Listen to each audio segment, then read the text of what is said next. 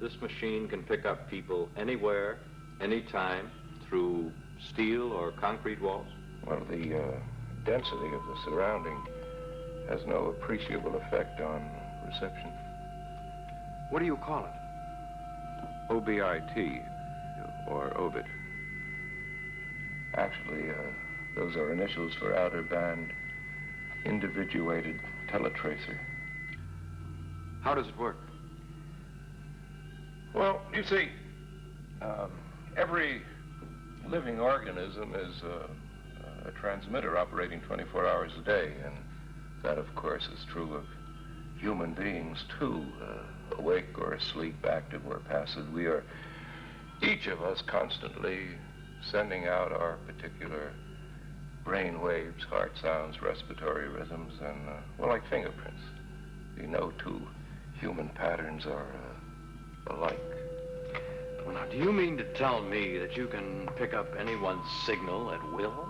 Yes, it's like a push-button radio. You see, once we have an individual tuned in and have their particular wavelengths, it's simply a matter of hitting the right buttons and bring them in. Who is that? That's Ed Wilson, one of the draftsmen at Cypress Hills. He's in Washington on a particular project. I knew his wavelength code. Suppose you didn't. Well, I could still bring him in on this location finder. You see, this dial tells us where we're picking up our transmission from. It's like a short-wave receiver that says London, Moscow, Washington, Bangkok.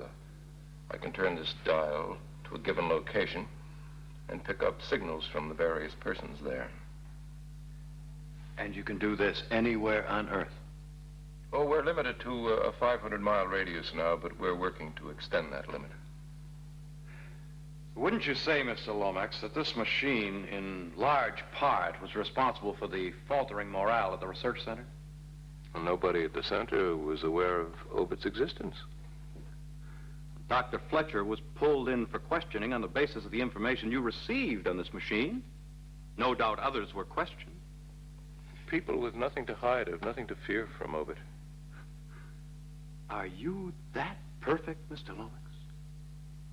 Well, I'd hate to have that thing trained on me when I was cussing out fellow senators or the President of the United States or my former law partner, to say nothing of my wife. That'll be all, Mr. Lomax. Oh, just a moment. Are you the inventor of O.B.I.T? Oh, no, Senator. I was assigned to operate it and tabulate statistics. And by whom?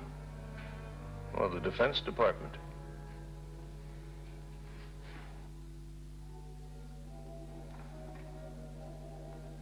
Thank you.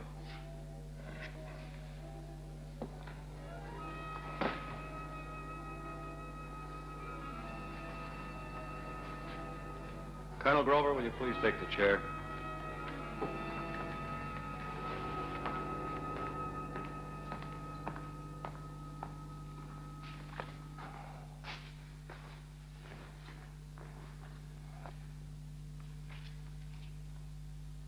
Colonel Grover, why weren't the American people notified of the existence of this equipment? Well, let me say that the intelligence community must of necessity employ many secret devices.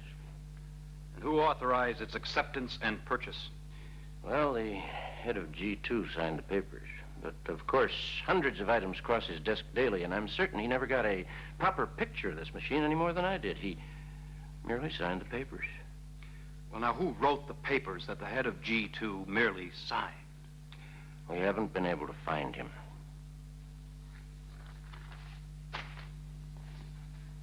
Who manufactures it? The company has since gone out of business. Colonel, had your game. And if your department is knowingly concealing information from the senatorial investigation... I assure you, Senator, we're as much in the dark as you are. Colonel, I want every available record on that machine, and I want them quickly. Is that clear? That will be all, Colonel.